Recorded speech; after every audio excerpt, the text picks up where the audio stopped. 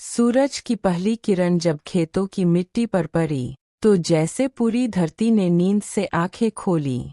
हर सुबह का मतलब होता था मेहनत। वही गांव के छोर पर रहता था रामू, एक साधारण किसान पर दिल से असाधारण। उसके लिए खेत कोई ज़मीन नहीं, उसकी पहचान थे, उसकी आत्मा थे। रीना प्यारी नरम आवाज में, रामू, पहले कुछ खा लो। सुबह सुबह निकल रहे हो खाली पेट। रीना, जब तक बीज जमीन में नहीं पड़ते तब तक भूख क्या पेट में टिकती है। रीना बस मुस्कुरा दी। वो जानती थी उसका पति अपनी रोटी से ज्यादा खेत की मिट्टी को प्यार करता है। सूरज ऊपर चढ़ता गया और रामू का पसीना मिट्टी में मिलकर जैसे नई जिंदगी बो रहा था। पास ही उसका दोस्त गोपी आया, खुशमिजाज, हंसमुख और थोड़ा आलसी। अरे रामू, तू तो हर रोज सूरज से पहले खेत पहुंच जाता है। जरा आराम भी कर लिया कर यार। जब तक खेत सांस ले रहा है किसान को नींद नहीं आती। गोपी कुछ पल चुप रहा, फिर बोला, तू भी देख लेना रामू, इस मेहनत का फल तुझे जरूर मिलेगा। उसी वक्त गांव की सड़क पर धूल उड़ती दिखी। श्यामलाल की जीप खेत की ओर आ रही थी। श्यामलाल गांव का सबसे अमीर जमींदार, पर अमीरी से ज्यादा अहंकार में डूबा हुआ। श्यामलाल भारी अहंकारी आवाज में, रामू, कितने दिन जोतेगा ये जमीन? बेच दे, पैसे दूंगा, शहर में छोटा सा घर खरीद ले। मालिक, ये जमीन मेरी रगों में है, इसे बेचकर मैं सांस कैसे लूंगा? सांस पेट से चलती है, मिट्टी से नहीं। रामू झुका, मिट्टी की एक मुट्ठी उठाई, नाक से लगाई और कहा, मालिक, इस मिट्टी की खुशबू ही मेरी रोटी है। श्यामलाल कुछ पल चुप रहा। उसकी मुस्कान अब फीकी पड़ चुकी थी। दोपहर छल रही थी। रामू खेत के किनारे बैठा था। रीना उसके लिए ठंडा पानी लेकर आई। इतनी धूप में खुद को जलाता रहता है, थोड़ा आराम भी कर ले।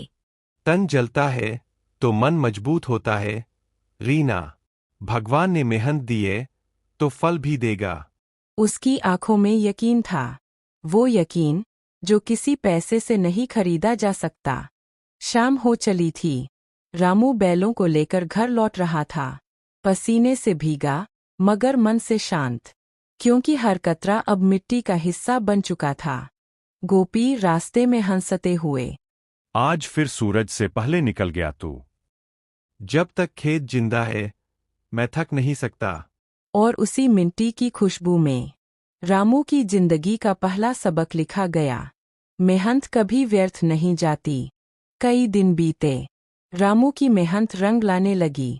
फसल अब हरी होकर लहरा रही थी। लेकिन जब खेत में हरियाली आती है तो कुछ दिलों में जलन भी उगती है। श्यामलाल के दिल में वही आग लगी थी। वो चाहता था रामू किसी तरह हार जाए, ताकि सबको लगे कि ईमानदारी बेकार है।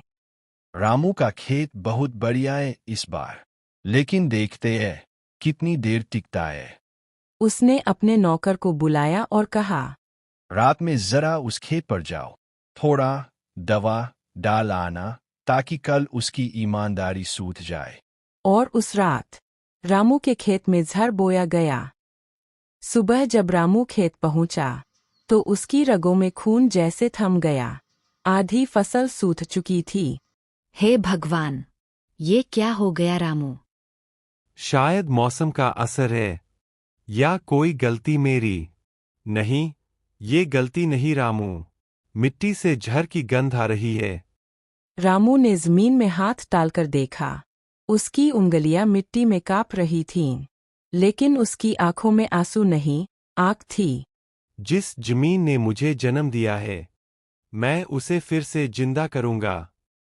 3 दिन और 3 रातें रामू ने खेत में पानी डाला, मिट्टी को धोया और भगवान से कहा, हे प्रभु, अगर मैंने कभी किसी को धोखा न दिया तो मेरी मेहनत को जिंदा कर देना।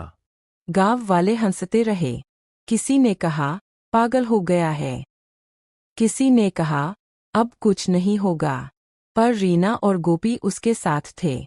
अगर तेरी मेहनत सच्ची है तो फसल जरूर लौटेगी रामू। कई दिनों की तपस्या के बाद पहली बारिश हुई।